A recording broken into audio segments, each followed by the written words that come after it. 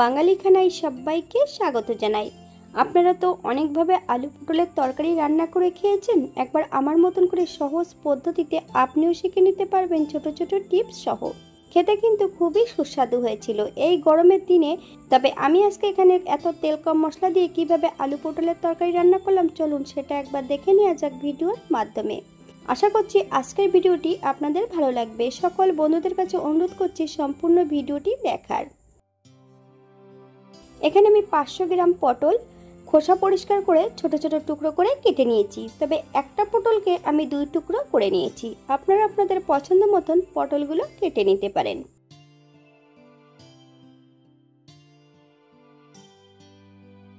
একটা কড়াইতে বেশ কিছুটা সর্ষের তেল অ্যাড করব, হাফ চামচ হলুদ গুঁড়ো। এই পর্যায়ে সম্পূর্ণ পটলগুলো অ্যাড করব। মিডিয়াম আঁচে বেশ পটলগুলো ভালো করে ভেজে নিতে হবে। আপনারা তেলটা এর থেকে কম বেশি করে নিতে পারেন। বাঙালি রান্না ঘরোয়া উপকরণ দিয়ে আপনাদের যদি রান্নাগুলো পছন্দ হয় তাহলে চ্যানেলটি সাবস্ক্রাইব করে দিয়ে পাশে থাকবেন। পাশে থাকা বেলটি বাজিয়ে দেবেন, নইলে নিত্য নতুন রান্নার নোটিফিকেশন পাবেন না। এই চ্যানেলে অনেক রকম পটলের রেসিপি দেওয়া আছে, আপনাদের যদি পছন্দ হয় তাহলে চ্যানেলটি ঘুরে একবার দেখে নেবেন। এই পর্যায়ে করব মিডিয়াম সাইজের একটা আলু ছোট ছোট টুকরো করে কেটে নিয়ে অ্যাড করেছি। আপনারা যদি পছন্দ করেন তাহলে পরিমাণে বাড়িয়ে দিতে পারেন।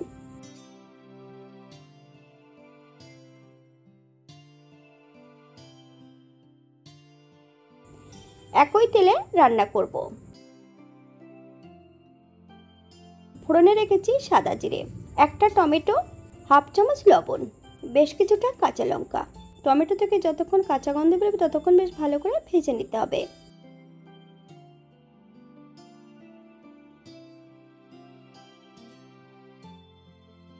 এই পর্যায়ে করব হাফ চামচ হলুদ গুঁড়ো, বেশ কিছুটা বাটা মশলা, আদা জিরে ধনে একই সঙ্গে বেটে রেখেছি। সম্পূর্ণ বাটা মশলাটা অ্যাড করব। আমি এখানে রঙের জন্য হাফ চামচ কাশ্মীরি লঙ্কার গুঁড়ো অ্যাড করেছি।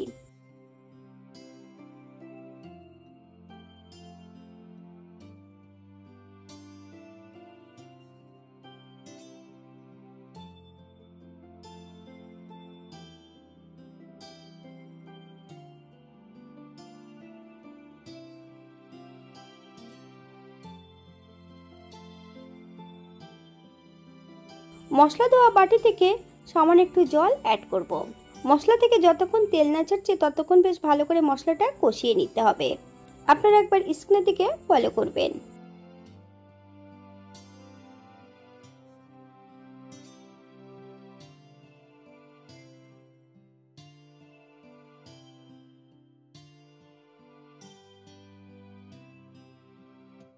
মশলা থেকে তেল ছেড়ে দিয়েছে। এই পর্যায়ে সম্পূর্ণ ভেজে রাখা আলু পটলগুলো অ্যাড করব। মিডিয়াম আঁচে বেশ কিছু সময় আলু পটলগুলো মশলা সহ কষিয়ে নিতে হবে। পটল ভাজার পদ্ধতি। পটল ভাজার সময় যদি লবণ অ্যাড করা হয় তাহলে কিন্তু পটল থেকে নিজস্ব জলটা বেরিয়ে গেলে পটলগুলো সেদ্ধ হয়ে যাবে, তখন আর পটলগুলো ভাজা হবে না। তাই আমি পটল ভাজার সময় কিন্তু অল্প করে হলুদ অ্যাড করে পটলগুলো বেশ ভালো করে ভেজে নিয়েছিলাম।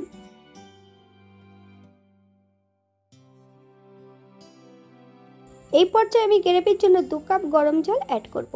আপনাদের যতটা গ্রেভির প্রয়োজন আপনারা ততটা জল অ্যাড করতে পারেন। 5 থেকে 7 মিনিটের জন্য ঢাকা দিয়ে রেখে দেব, অথবা যতক্ষণ সবজিগুলো সেদ্ধ না হচ্ছে ততক্ষণ ঢাকা দিয়ে রেখে দেব।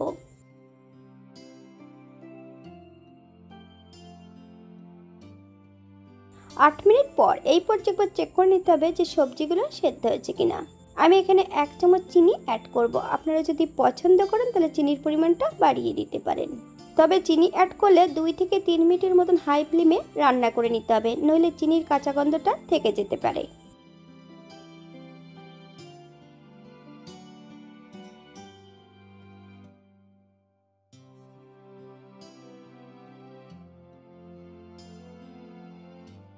এই পর্যায়ে অ্যাড করব 1 চামচ বাটা গরম মশলা।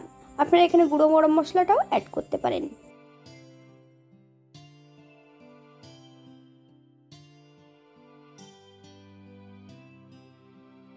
1 চামচ ঘি।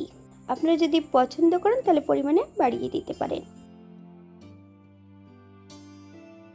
গ্যাসের ফ্লেমটা অফ করে দিয়ে 5 মিনিটের জন্য স্ট্যান্ডিং টাইম দেব, তারপর সার্ভ করব।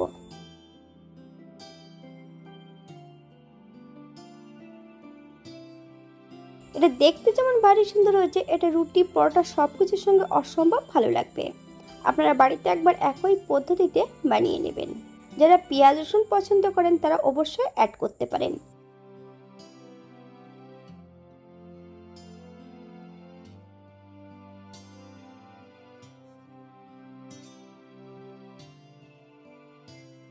আমি রান্নাটি করেছি সম্পূর্ণ বাটা মশলায়।